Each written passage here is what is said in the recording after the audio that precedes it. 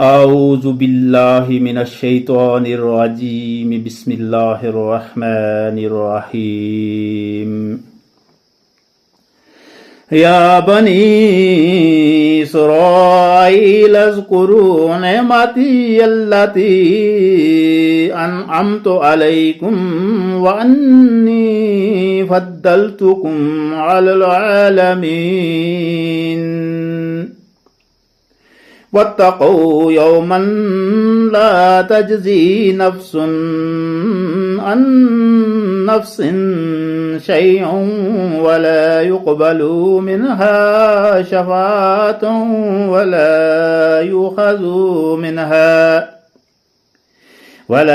يؤخذ منها عدل ولا هم ينصرون وإذ نجيناكم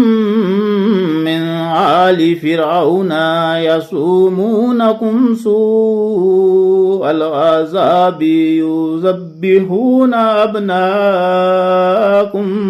ويستحيون نساءكم وفي ذلكم بلاء من ربكم عظيم وإذ فرقنا بكم البحر فأنجيناكم وأغرقنا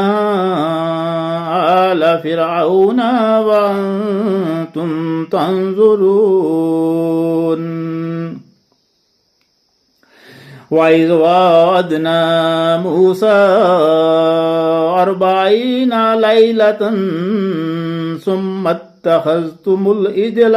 من بعده وأنتم ظالمون ثم عفونا عنكم من بعد ذلك لعلكم تشكرون وإذ آتينا موسى الكتاب والفرقان لعلكم تهتدون وإذ قال موسى لقومه يا قوم